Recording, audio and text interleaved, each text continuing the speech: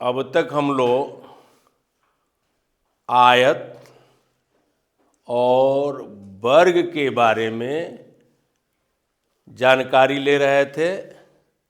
आज हम लोग त्रिभुज यानी ट्रायंगल के बारे में जानकारी प्राप्त करेंगे कि वास्तव में ट्रायंगल का एरिया क्या होता है, ट्रायंगल का डायगोनल क्या होता है। ये सारी चीज़ें जो हैं इस प्रश्न में आपको दिखाई देगा। तो बिल्कुल ध्यान से प्रश्न को देखिए।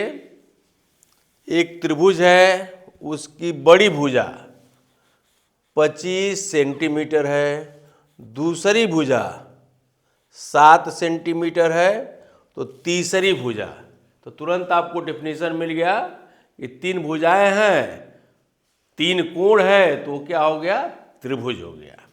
ठीक। अब इसमें एक भुजा जो है गायब है। जब आप वीडियो को कंप्लीट अंत तक देखेंगे तो कैसे किसी भी त्रिभुज में एक भुजा गायब हो तो ज्ञात कर सकते हैं। फार्मूला आपको एक ट्रिक के माध्यम से लास्ट में बताया जाएगा। फिलहाल इसको देखिए कि 25 और 7 दिखाई दे रहा है। तो इस 2 जब दिया गया है तो तीसरा बिल्कुल आराम से आप ज्ञात कर सकते हैं। ठीक है। तो सबसे लंबी भुजा, तो समकोण त्रिभुज है तो सबसे लंबी भुजा आपका डायगोनल होगा। ठीक है ना। दूसरी भुजा 7 सेंटीमीटर है, तो तीसरी भुजा कैसे प्राप्त करेंगे, तो उसको देखने के लिए, उसको जानने के लिए ये फार्मूला आप देखेंगे तो आपको बिल्कुल आ जाएगा। ट्रायंगल का ये आप कह सकते हैं थर्ड पूछा गया ना, थर्ड साइड शॉर्ट में हम लिख रहे हैं।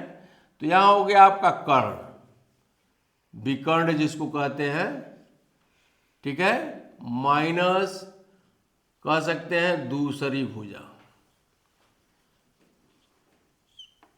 यानी डायगोनल ये और ये देख रहे हैं, इस डायगोनल में छुपा हुआ ये, और इसी से हम निकालेंगे तो ये तीसरी भुजा प्राप्त हो जाएगा। और करणी में देने का मतलब हो गया कि इसका हमें वर्गमूल ज्ञात करना है।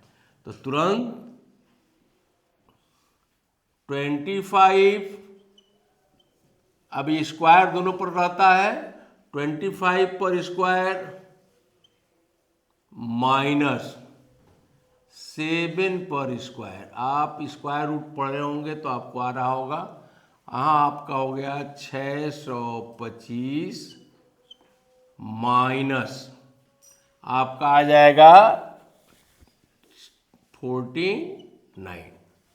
खूब आराम से आप उसको घटा सकते हैं कि घटाएंगे तो क्या होगा। बिल्कुल आराम से 15 है और ये क्या है 9, यहाँ हो गया 6, यहाँ से एक निकल चुका है, यहाँ 11 हो गया, ये हो गया 4, तो क्या हो जाएगा 7। फिर यहाँ से कैरी लिया गया है तो ये हो गया 576। तो यह भी करणी में ही होगा। और फिर हम इसका स्क्वायर रूट निकालेंगे, इसका स्क्वायर रूट निकालेंगे, आप निकालना जानते भी होंगे। तो ये हो जाएगा आपका 24, यानी इस यक्ष का वैल्यू 24 हो गया। अर्थात हम लोग का आंसर हो गया कितना, 24 सेमी। 24 सेमी, बिल्कुल आराम से आपने हल कर लिया।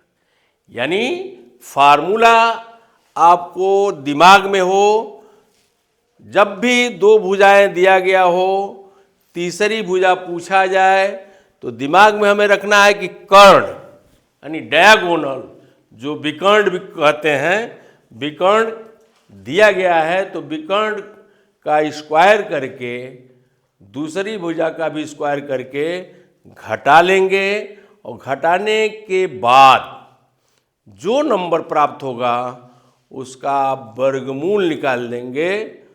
तो तीसरी भुजा या कोई भी भुजा उसके अतिरिक्त पूछा गया हो बिल्कुल आराम से आप ज्ञात कर सकते हैं। ठीक है, तो यहां हम आपको फार्मूला बता रहे हैं डायगोनल का। होता क्या है डायगोनल का फार्मूला? आप कह सकते हैं लेंथ पर स्क्वायर एक, या आधार पर स्क्वायर, या हाइट पर स्क्वायर, आप कह सकते हैं ऊंचाई पर स्क्वायर। अब यहां देख रहे होंगे लंबाई और ऊंचाई या आधार और हाइट का प्लस करके, यानी स्क्वायर रूट ज्ञात करके, यहां स्क्वायर ज्ञात करके प्लस कर दिया आपने तो विकर्ण प्राप्त हो गया। इसका मतलब होता है कि विकर्ण में दोनों भुजाएं छुपी हुई हैं और इसी विकर्ण से एक भुजा को आप घटा देंगे तो तीसरी भुजा बिल्कुल आराम से मिल जाएगा।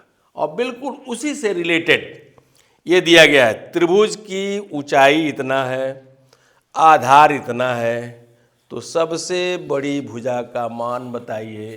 तो सबसे बड़ी भुजा का मान ज्ञात करने का मतलब बिल्कुल यही है, यानी इसमें ये गायब है।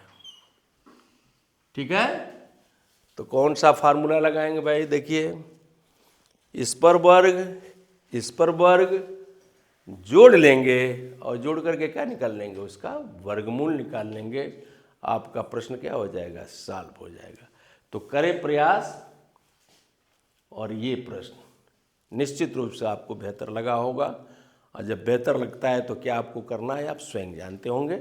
बहुत बहुत धन्यवाद।